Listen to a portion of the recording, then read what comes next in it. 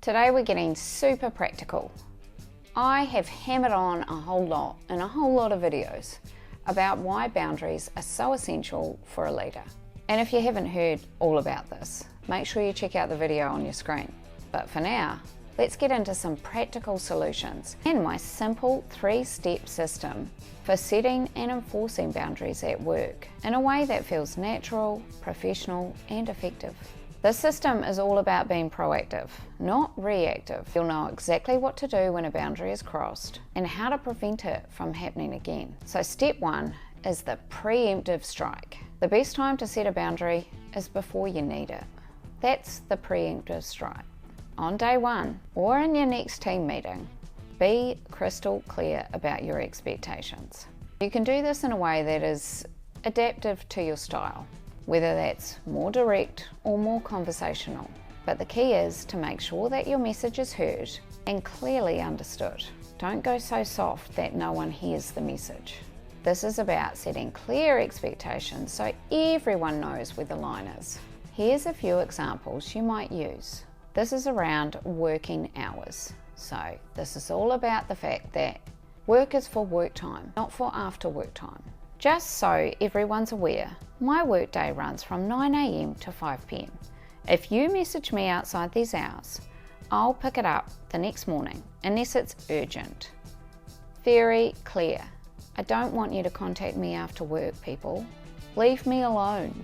That boundary about clearly stating your working hours is very important. It protects your time, sets healthy norms, and encourages mutual respect from across the team. While the instinct might be to say, leave me alone, it's actually quite fundamental. It helps protect you, your time, and burnout by making it very clear when you are and when you aren't available. It sets a professional tone that allows others to also protect their own time. It reduces the pressure to always be on. Now, I don't know about you, but I want a normalised work-life balance. I don't want to always be working. This helps you maintain that. It also encourages your team to be thoughtful and respectful if they are going to message you outside of hours. And if they do message you, they know when to expect a response if it's not urgent.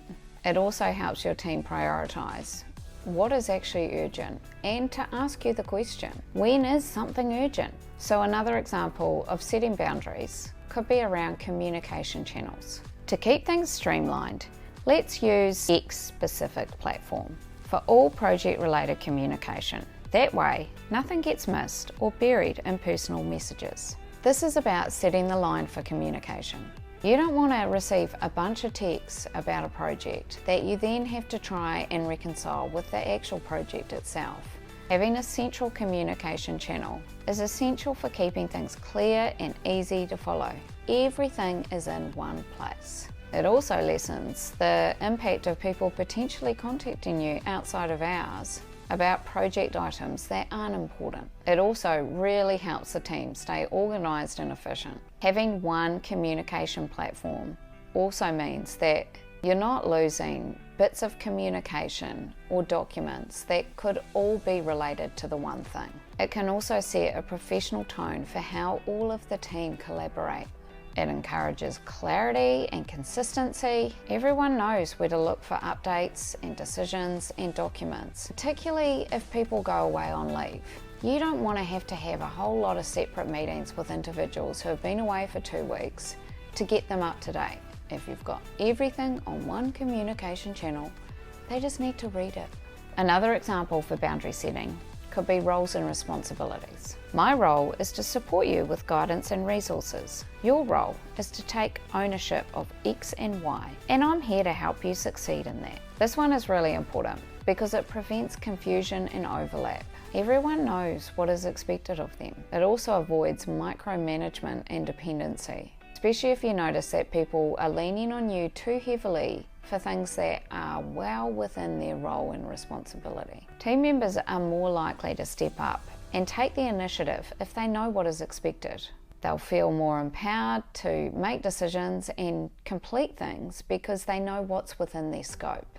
It also helps you protect your time and energy because you're positioned as a guide and someone who might be able to offer them extra resource, not as the person who knows everything that they need to ask all the time. By sharing these expectations up front, it becomes part of how the team works. And when you do need to say no later on, it's much easier.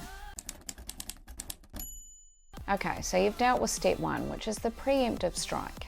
You've got a few examples in your pocket to use when you really want to set the tone and create clear boundaries around communication, working hours, and roles and responsibilities. Step two is the gentle redirect. Even with clear boundaries, they are gonna be tested. This is where the gentle redirect comes in. When a team member crosses the line, your first response is to correct them professionally and respectfully. Let's say that a team member texts you at 8 p.m. outside of your working hours with a question that is definitely not urgent. You've already set your working hours expectations, so they already know that your working hours are 9 till 5. So some scripts that could help you in this scenario. The first one I suggest, first offence, casual, friendly, respectful. Hey, thanks for your message. I usually wrap up at work around 5 p.m, so I'll take a look at this first thing tomorrow, unless it's urgent. Talk tomorrow. So clear, I'm not going to look at this until tomorrow. Thanks, I've seen it, tomorrow. Second offence, slightly less friendly. Hey, I saw your message. Just as a reminder, my working hours are from 9 till 5, so I won't be responding to messages after that unless it's an emergency. I'll get back to you in the morning. Third offence, probably no text and a follow-up conversation the following morning, which goes into step 3, which is coming up next. That boundary about gently redirecting people is really important. It might seem really minor to respond to an 8 o'clock text as a one-off, but as soon as you do, you're blurring the boundary. You are the leader, you set the tone. It's important to remember that people may forget, they may be doing things or thinking things that mean they're in a hurry or whatever. You can always still be respectful by still maintaining your clear boundaries. It also really helps with consistency. If you let it slip one time, you're probably going to let it slip another time. And then it's confusing for people because then they think, oh, she didn't mind when I did this last week, so I think it's okay to do it again. It teaches your team about respectful communication, that your boundaries are clear and they need to respect those because you're not actually going to respond anyway. It really builds a healthier team culture too. People know that boundaries are to be respected, they're normal and they're not personal, which is why it's important that you don't break a boundary with one person and retain it with somebody else, because then they're going to think that you're unfair too. Now, step 3 is the firm follow-up. What happens if the boundary is repeatedly ignored? This calls for the firm follow-up. If the same person keeps texting you at night, it's time for the private one-on-one conversation. And that might go like, I've noticed a couple of times that you've sent me messages after hours and I'm a little concerned. I want to make sure you're taking your time off and not feeling pressured to be working.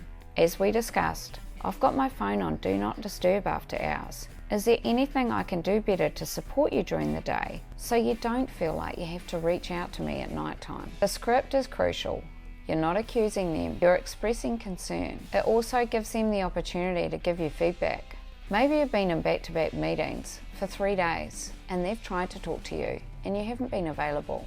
Give them the opportunity to tell you this. Don't leap down their throat before they've done so. By having the clear conversation, it puts the responsibility back on them. They need to respect your boundary, but it also gives you the opportunity to address any underlying issues that you may not have been aware of. Now, I have a whole video on how to have difficult conversations. The condensed outline is firstly to prepare with purpose. Be clear on the issue and the impact it's having. So the issue is they're contacting you after hours repeatedly. The impact is that they're annoying you after work.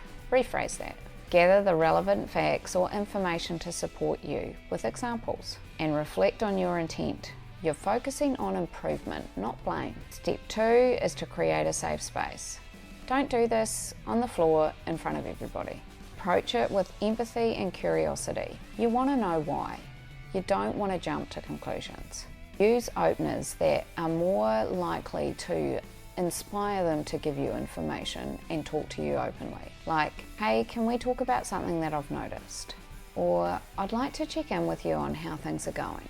Number 3 is to be clear and specific. Describe the issue factually, without judgment. Explain why it matters. Link it to the team goals, the values, or the impact. Avoid vague language. Be clear, direct, but kind. Number 4 is to invite their perspective. This is not you talking at them, telling them everything they're doing wrong. Ask them, how do you see it? Is there something more I need to know?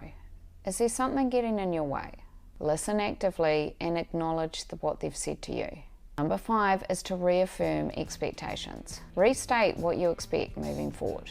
Clarify that your working hours are 9 till 5. You're not going to answer texts or messages outside of those hours unless it's urgent.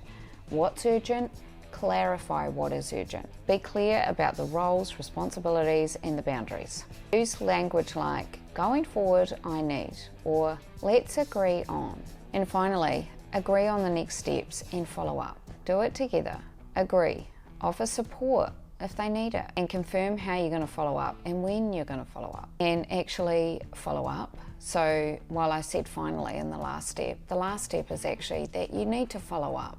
Even if it is texting after hours. After a couple of weeks, go back to them and say, hey, I've noticed that you've taken on board that discussion that we had about working hours. I just want to let you know that I really appreciate that you've taken this on. Acknowledge that they've actually tried to move forward and change. So a 3-step, powerful process to set clear boundaries. By implementing this system, you'll not only protect your own time and energy, but you will actually protect your team as well. And if you want more support with setting boundaries, make sure you check out my coaching program, which is linked in the description. And thanks very much for watching.